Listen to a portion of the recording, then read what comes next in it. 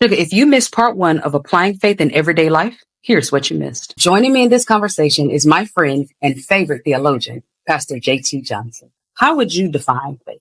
Showing up confidently, knowing that you will look crazy. So having confidence in your crazy. I think that's it. That's the definition of faith. I tell people all the time that everything that you see, even this room that I'm sitting in, it all took faith. Faith over fear. Because if I can just be honest with you, it ain't really that much over. It's really faith while fearful. Like fear almost lets you know you're walking in faith. Right. Faith is not, it's not pretty. So as things in your life seem like that they're falling apart, as long as you stay unmovable. Our job is to stay in faith. Our job is to make sure that boat got us bolted down, because what we don't want to do is try to move, and then time it settles where it's supposed to be, you not there for it to settle on you. Oftentimes we move in haste when we can't see past what we're going through. There are a lot of people that are in relationships right now because they moved in haste. There are a lot of people that are out of relationships right now because they moved in haste. There are a lot of people that can't stand pulling up to the job that they go to because they made a decision when things were cloudy. Could our success in life be hinged on how much we can stay in the passenger seat after we have given Jesus the wheel? Okay, Sugar, it's about to get good. Let's jump back in. When I tell you, you in my brain, because when you said that GPS, example, I immediately thought about, this is why faith is so important in our everyday life. Now we know, okay, faith is important in terms of our connection to God. Yeah. Because we have to have faith in order to be connected with him. But we miss the concept of faith and why it's important in our everyday life. And it's for that. Yeah. If I don't, let's go back, because you said trust him. Let's go back. Remember, I said it's believing that it is so, even when it doesn't look so. Yeah. Because God said so. What did God say? Yeah. A lot of us jumping out here on stuff that God didn't say. Wow. And so we trying to say, well, I'm having faith for, but did he tell you to go do that? Did he tell you to go get in that relationship? Did he tell you to go get in that job? Did he tell you to go apply over there? Did he tell you to get with that friend? Did he tell you? And so we're getting frustrated and having these faith crises for something that God never said. He never said that. So first we got to go back to be like, okay, sir, excuse me. What did you say? Yeah. Let me get quiet enough. Let me get still enough. Let me get humble enough. Let me get my heart in the right posture enough. So I can hear from you. Yeah. To know what you said, because he's only going to bless what he ordained. He's only going to bless what he said. Right. We can't be out here just throwing faith as a blanket on stuff that he never said. So that's the first thing. Come on. And that is so important, because I think that kind of falls into that whole Gideon situation of fleecing God. Yeah. I want God to do it my way on my terms. Mm-hmm. And then now, because I want him to do it my way on my terms, I now spiritualize it and say that I'm going to fast and pray. Yeah, I'm making down. I'm believing God. Mm-hmm. And God looking at them prayers come through. Look, what is this? Mess. Any of this? No, I did not. I'm not going to move what I did not order. No. And then you got angels getting up thinking that they finna go on the sign. Be like, sit down. They saying it in my name, but my name ain't got nothing to do with that. I ain't dealing with that foolishness. Correct. Because again, so many of us, we move from a space of emotionalism, right? And I know I can be the first to come in front of the congregation, as Brother Charlemagne would say, and testify that if the good Lord would have given me all of the things that I wanted, y'all already see I ain't got no hair. I wouldn't know my right foot from my left arm. Listen, I'm thankful that he I'm gonna give you that. Because again, in that moment, I wanted it. Could it have been I was motivated because somebody else had it? That. What was I suffering from the Asaph syndrome where I'm looking over the fence and my foot almost slipped? Right. But I love what you said, getting quiet enough, getting still, and Mm-hmm. listening. Mm-hmm. It's something about a man or a woman of God that can walk out with the blueprint. Because now when I'm building, Noah wasn't amazing. Noah wasn't a general contractor, but he was quiet enough to listen and he got instructions. Yeah. And because of those instructions, he built something that had sustainability that could save him and his family. Right. Right. How often do we sit long enough to get all of the instructions? Right. And then move. Right. This is what God wants me to do. Right. And then now God don't have a problem with blessing because he's not only blessing you, he's blessing his word. That's it. His word can't come back void. So it has to do. That's it. That's it. We waiting on him to bless us. Realizing no. It's his word. And if his word is in you and with you, then you get the let me tell you something. And my aunt told me, same aunt, when she had gotten married and that marriage didn't work out. And as I was preparing to get married, and she's actually the person who married my husband and I. Okay. And she's very transparent, very, my first, real role model is particularly spiritual role model. And she told me, she said, I was praying for God to save my marriage, to heal my marriage, to fix my marriage. She said, and God came and told me clear as a bell. I didn't tell you to marry him. When you asked me about him and you prayed, was it him to marry? I told you not right now. You thought that you could go and push the timeline. So now that you in this mess in this marriage, I can't move. And that's what my aunt told me, eyeball to eyeball. And in that. So make sure that you heard what God said before you get married. And so now here, all these years later, when we get into the intense fellowships, and you know what, I can just I can tell the truth. I know married folks normally don't tell it, but it be done.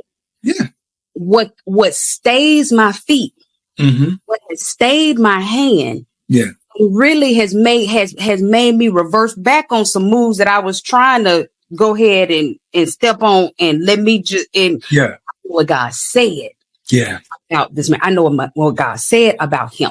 Now, it don't look like it right now in this moment in time because I'm mad at him or he did this or we did, but I know what God said. And I don't care what amount of money. I don't care what status, what title, what role. Just give me God's word.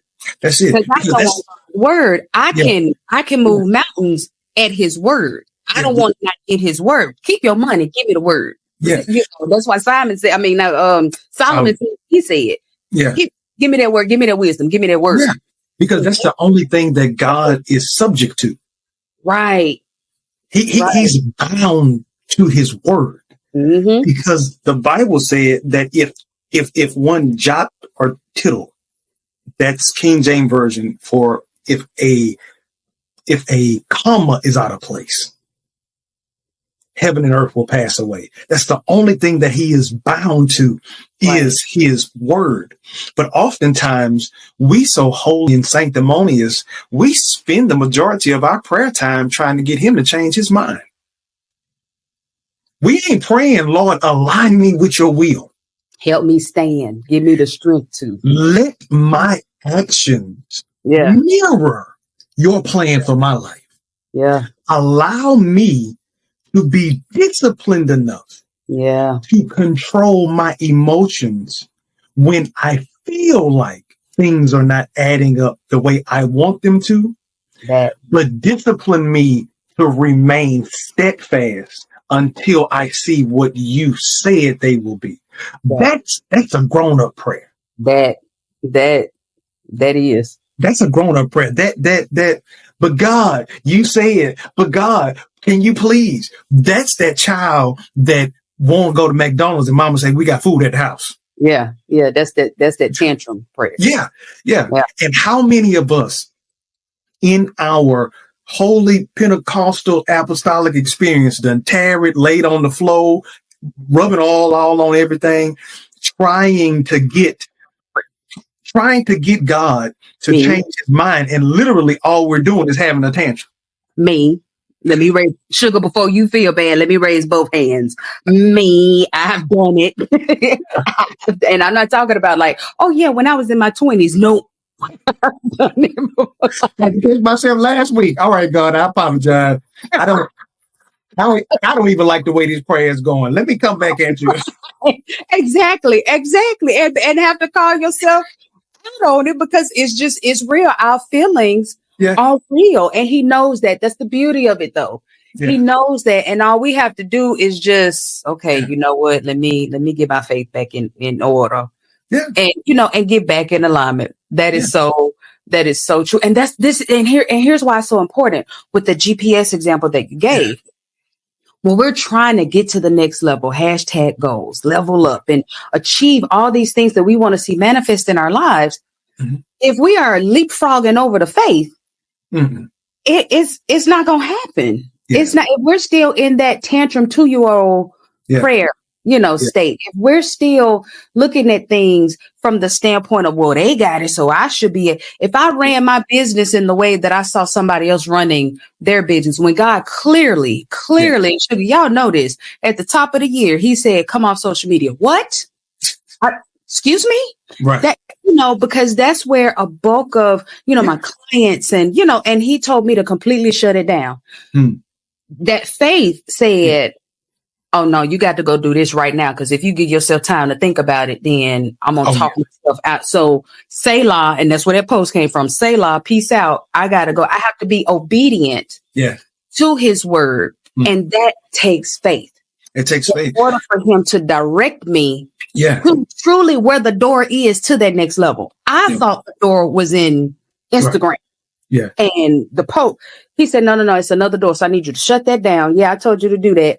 That time is done. Shut that down. I need you to sit down. I need you to be quiet. I need to download some more stuff into you, and having faith enough to take the step, then to be still so that I can get new directions that really is still shaking. It ain't all that clear. Yeah. That's what faith looks like in terms of getting ultimately not just what you want, but what God got for you. Yeah. And to the entrepreneur, to the person that's or the workpreneur, right? You working at 9 to 5, and then you get off work and you invest the rest of your time into your dream. Right. Faith is such a huge component, but faith is the byproduct of you being obedient to what he said. But to really be obedient, I have to trust what the outcome will be based off of not knowing, not having, not have ever had the experience of being there, right? But trusting and believing that he's not going to let me fail. So I want to take this point of privilege to let you know that you're not crazy. Right. You haven't lost it. What I will ask you to do, though, is hold on to your faith, even in those questionable moments where you are traveling down that long road and you haven't gotten the update. It's starting to rain. Yeah. You're, let me give you this one. GPS. One day, it's a whole bunch of people stay in Houston. I'm gonna tell y'all. I don't know if anybody on here and y'all thinking about moving to H. Holla at me first. Let me just let's just talk and let me know what you do and what you bring to the city. And I'll let you know if we got enough room for you. Because right now, we full. We full. But, Charlotte is too. Charlotte, same for Charlotte. Okay, go ahead. man, so I'm going downtown. Mm-hmm. Now, I'm born and raised Houston, Texas. And I know how to pretty much get anywhere without the use of GPS. But I like, having Waze tell me a little bit, here and there. Because sometimes Waze will tell you, slow down, it's police officers. So I use that to my advantage. One day I'm heading into downtown.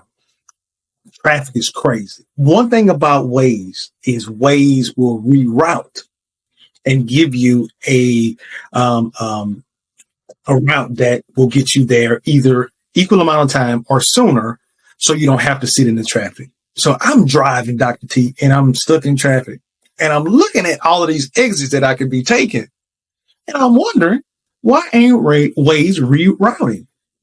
So Jamel didn't hit a reroute. I exit. I know a back street. Man, went on the back street, drove about half mile, back street, construction, street closed. I had to turn around. I'm good. I'm born and raised. I know another street. I drive. Dr. T, train stuck on the track. But this is the thing. Yeah. I had driven so far that there was no entrance for me to get back on the freeway. This is the crazy thing. I had to drive back a mile to get back on the freeway, to get back in traffic, to sit. Because listen to this. Waze didn't update me because even though I was in traffic, I still was on the best route.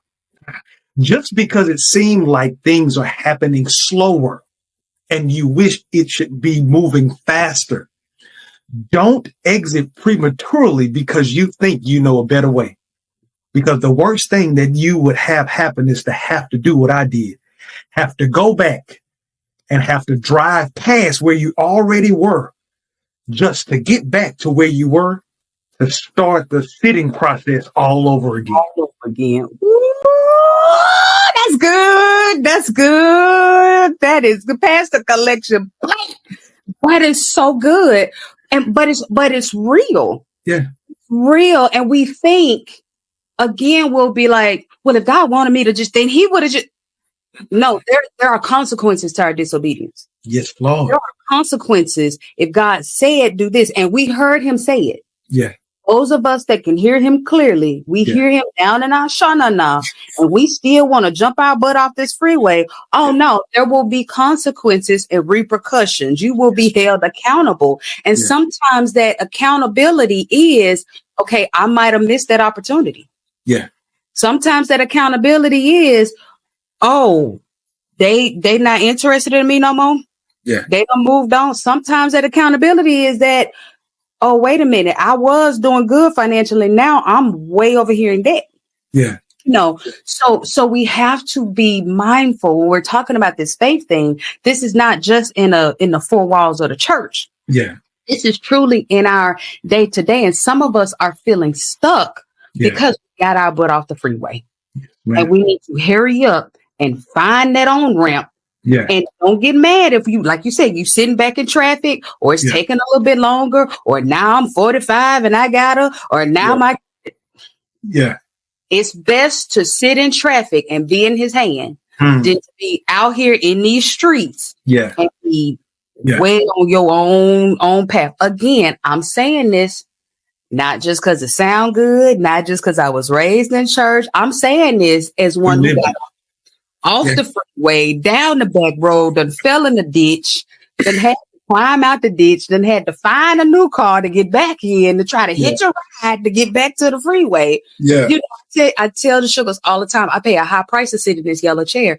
And some of that high price is my own mistakes, my own disobedience, my own hard-headedness that I've, fell into. So we're trying to have this conversation to kind of collapse time for you so that you don't have to, deal with and go through some of the things that we went through in this whole faith walk, JT, one of the things that I've noticed, and stick with me here. I had a whole revelation. Maybe about when God told me. Matter of fact, it was when He told me to come on social media, and it was just me and him talking, and just had a revelation that sometimes our favor can cause us to lose sight of our faith.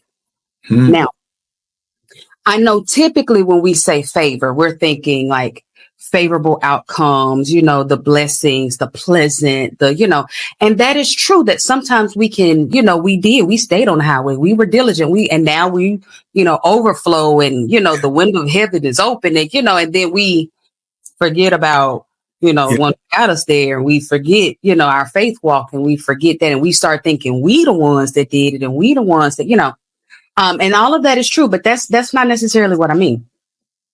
When we think of favor, we automatically go to the pleasant and the things that feel good. Mm-hmm. But if we think about Mary, let's go to the Bible. Think about Mary. And the angel came down. Hail Mary, you've been favored among women. Yeah.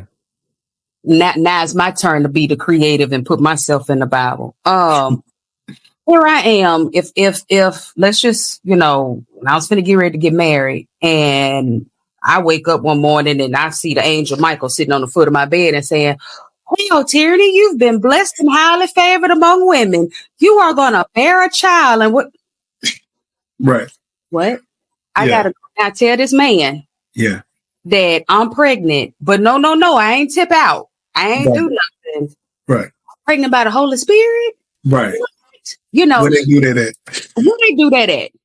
Who you think I am? Am I Boo-Boo the fool? You saying Billy the fool? Like, imagine the level of pressure and anxiety and oh my God, my life is over. And this is, I'm about to be ruined. I was particularly back then where it was okay to stone women for something like that. Like she could have lost her life for something, for something like that. Now let's go, since you brought up David, let's go to David. David in the field, minding his business. Yeah. Tending the sheep. Yeah. And here come this man, Samuel. Right. You be favored. Oh, you going to be the next king. And then I got to go fight this giant. And then I'm on the run for my life because the king trying to kill me. And I can't, but we're favored. Yeah. And so we tend to look at favor just as a pleasurable. And when we don't really look at all the aspects of favor, then when we are favored, we will lose sight of our faith because we'll think that this favor can't be of God. So now I'm dipping off the highway or I'm getting out of alignment and losing sight of our faith because of the pressure of faith. Even when we say favor ain't fair. When people say favor ain't fair. And we think this again because I the one got the job. You didn't. Favor ain't fair. No. It was not fair that Mary had to endure the that she did.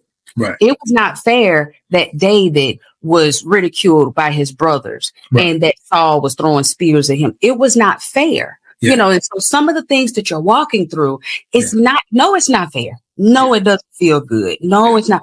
But don't lose your faith. Right. Because remember, you're favored.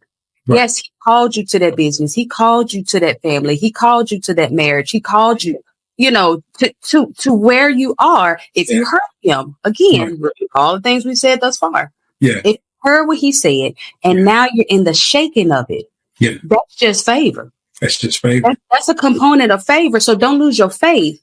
Right. Because, you're in the thick of the favor. Does that make sense?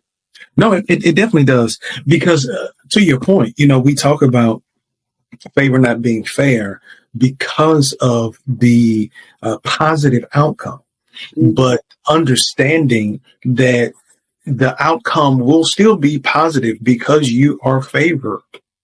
It will be a positive outcome, but you got to have the fortitude to come out because my brother, my sister, everybody in the Bible that was favored, they went through it.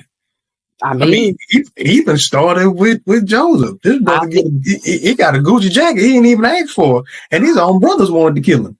Put him in prison, put him in the pit, the prison, and Potiphar's house where his wife lied on him before he even got to the palace. And when he got to the palace, he was just like, "Okay, I'll tell you about your dream." Right. I mean, so when you think about that, there is to whom much is given, much is required. Right. So in that space, we always want the favorable outcome, right? So we think about, I'm a sports fanatic, mainly, football and basketball, but we think about those guys that make it to Sunday who play in the NFL, those guys that have made it to the NBA, and then those guys that are at the top tier of their profession. It's more than just skill, because there's a whole bunch of cats that's in the hood that they will tell you, man, when I was in high school, boy, I was a fool with that football. Man, I could shoot the lights out. But it's something that you have to come through, fight through, and train, be in the gym when nobody else is there, cut your teeth, bounce back from a break, bounce back from an from an injury. It's in those moments that champion that's in you really emerges. Yeah. But man, there is so much that you got to go through to come out of that thing to say that you are favored. Yeah. So now somebody look at LeBron James and think that he's favored. Think about this boy being 15 years old, 16 years old, 17 years old, on the cover of Sports Illustrated, and they're calling him King James. Yeah. Think about the pressure that he has been under all his life. The days that he have to sit with himself and know that everybody is talking about him when he lost, and they are making his loss be the top story. Right. And it's 32 teams in the league, but my loss gets magnified. But y'all ain't talking about, no shade, but y'all ain't talking about the loss of, Charlotte, they lost, but their loss is not as, okay. So, the Houston Rockets, we lose too, but thank you. So I'll make us both be on, on that side, but neither one of our teams collectively, none of them get the exposure. Yeah. But you got to think about it. Heavy is the head that wear the crown. Ooh, say that. You want that crown, but can you handle being talked about when you're not even talking to them, but they're talking about you? You want the crown, but can you have people that will pick apart your website and they ain't got one? You want the crown, but you'll have people that will give negative reviews about what you have worked your life to produce. And all that they have done is criticize what you're building, and they haven't built anything. You want the crown. You're saying that you're favored, but even Jesus himself had that moment in the garden where he asked his own daddy, "Hey, say, cuz, you can take. I know what we talked about before I got here. But bruh, this is heavier than I thought. Right? If it's your will, you can have this thing back, man. Right. But at that moment, going back to that moment, even Jesus himself trying to get God to change his mind. God act like he ain't even here. It's like, so did Jesus, all right, nevertheless, that's your will. Yeah. And there has to be those moments where, because every day you're not going to have that feeling of being favored. Every day there's going to be honest with you, there are more times that you feel that you are forgotten. You took it right out of my mouth. Most of the time, I don't feel that favored. Oh, right. I'm doing so wonderful. Okay. Yeah. Most of the time, I feel fractured. Right. Here. Right. Yeah. So to be that moment of favor, it comes probably on that last second shot. It's almost like I've been down the whole game. I've been close, but I hadn't had a lead that I could sustain. And then when there were seconds left on the clock, I shot and I won. And I probably won by a small margin. And you celebrating that I won, I'm celebrating that I didn't give up. I'm celebrating that I didn't lose my mind along the way. I'm celebrating that I didn't clap back and I kept my peace. When I really wanted to show you that because I'm saved, don't get it twisted. He saved me from something. That part, when I tell you that's a whole And That's an episode within itself.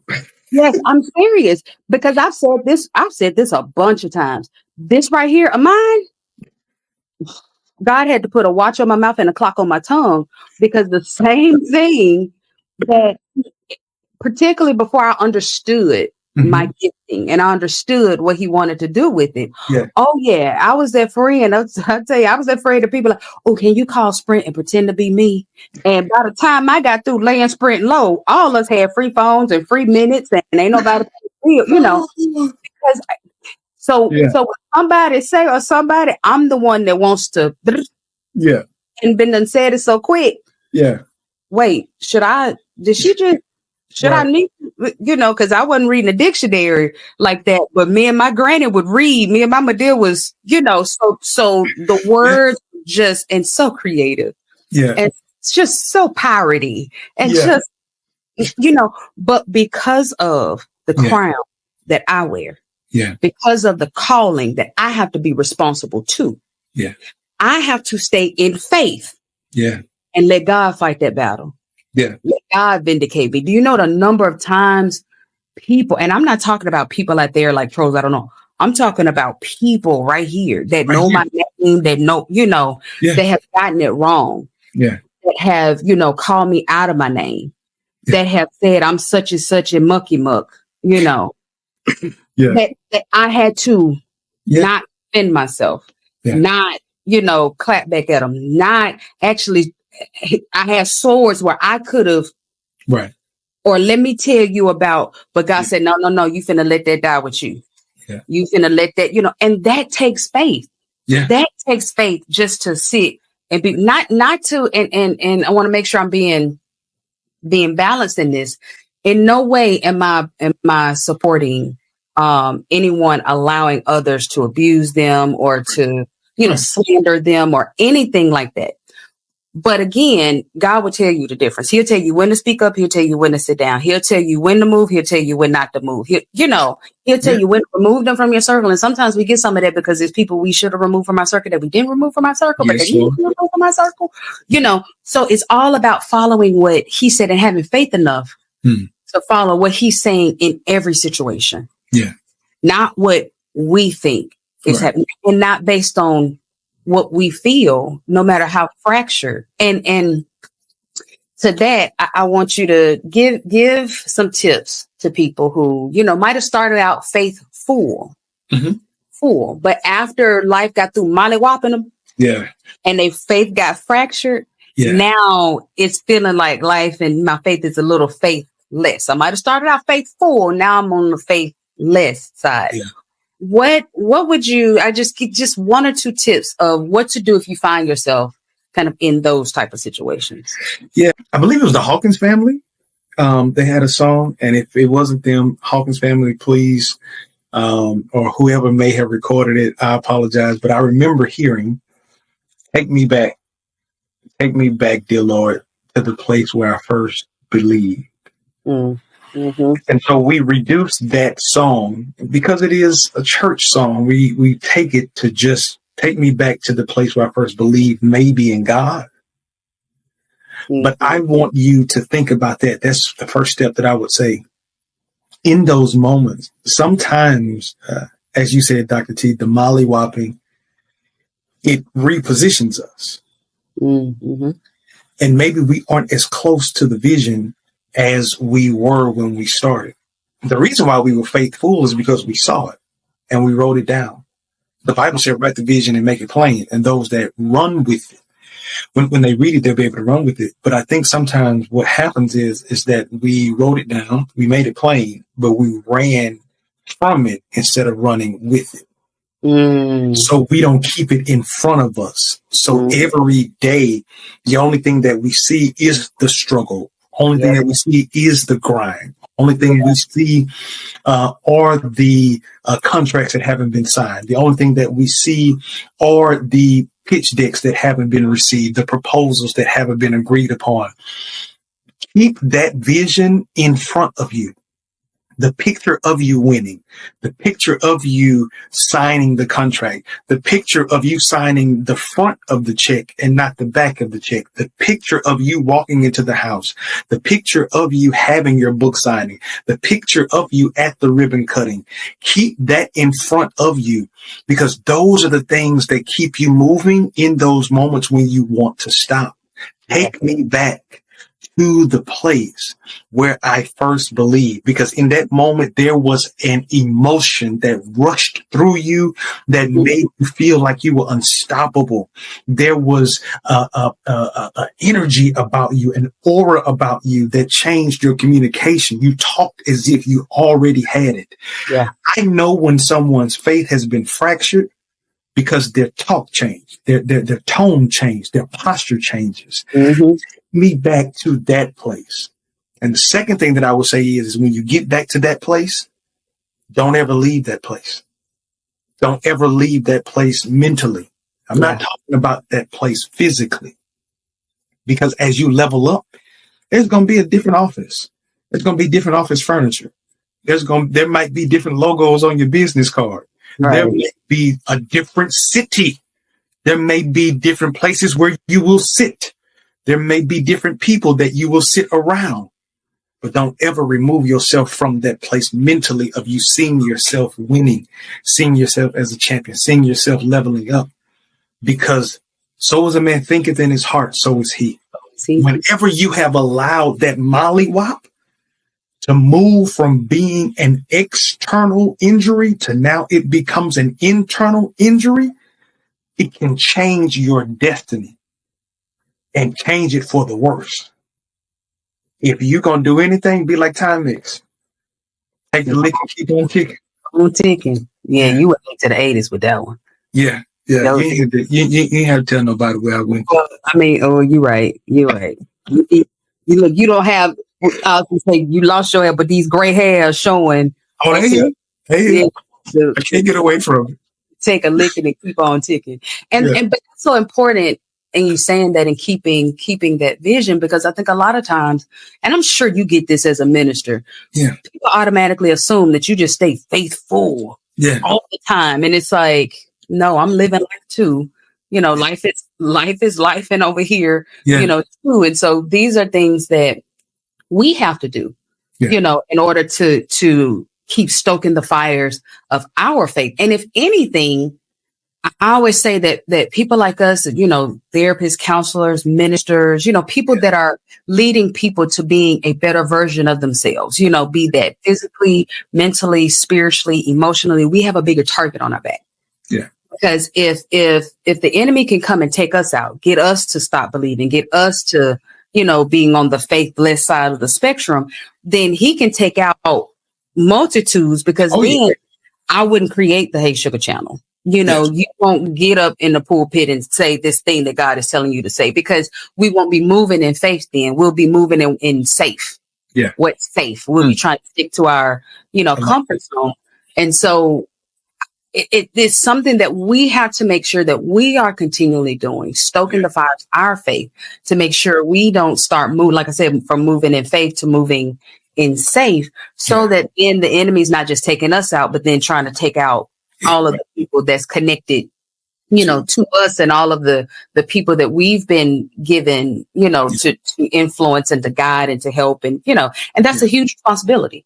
Yeah, that's a huge responsibility. Again, that crown that you were talking about, that's part of the heavy that we, you know what I'm saying, that we have to bear. Something else that I say in terms of making sure that we're maintaining and boosting our faith is make sure that the people around you are also faithful or on the faith spectrum. You know, you can't have someone that is a pessimist and always sees the worst and always see, you know, and you trying to believe for, you know, this relationship. Well, girl, you know, now they don't, when does that ever happen? You don't need that kind of energy around you, or those type of people in your ear. The episode we just did a couple of weeks ago, about talking about friends. One of the things that I said was, when I was younger, when I was looking at who I needed to be my friend, I was looking for friends to party with. Yeah. I'm looking for friends to pray and praise with, Right. Yeah. making sure that you have those friends around you Yeah. that will help you to stoke the fires of your faith and vice versa. And I don't care if it's mama, I don't care if it's daddy, I don't care if it's grandmama, I don't care if it's granddaddy, brother, cousin, sister, uncle, dog. Yeah. I don't care. If they are draining your faith and you notice that a conversation with them, you start to get out of faith or lose faith, I need you to exercise some boundaries. Right.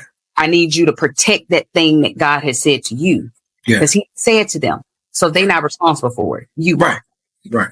So you and your faith have to protect whatever that thing is. So in addition to holding it in front of you, making sure that you're only sharing it with the right people.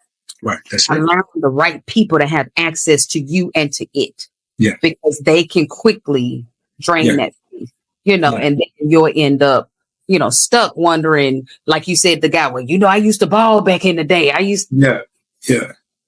You don't want to be that person. No. Just your daily faith walk, and I think that's why I said give us this day, our daily bread. Yeah. Bread, because this is something we have to do daily.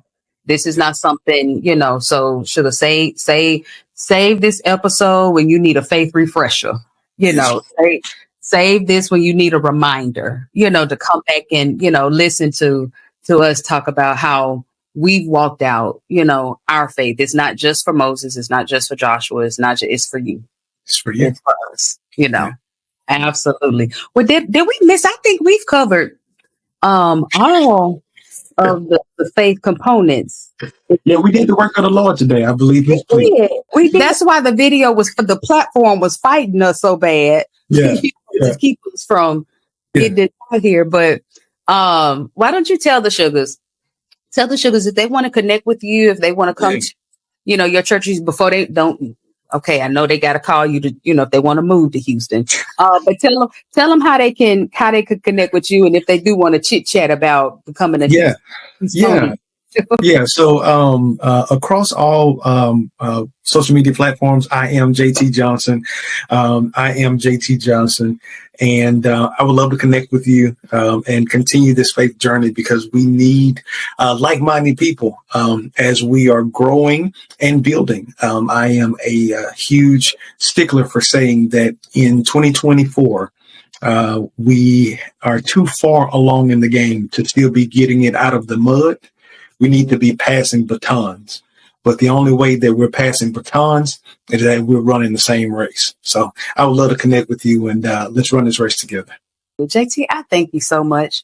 Thank you for joining me today. Oh my goodness, this was an amazing conversation. You will be back. Like I said, you're my favorite. Yes, ma'am. Brother and my favorite theologian. So there will be other topics, because faith is just one. This is just scratching the surface here when we're talking about actually truly manifesting the life that we want to see in our everyday. So we will have you back, but I thank you so much for joining us today. I appreciate you. Sugar, be sure to tune in next Tuesday, where we'll talk about the next F that can make or break your ability to level up and transform your life. Be sure to hit the bell and subscribe so that you don't miss when new episodes drop. Thanks for watching, Sugar.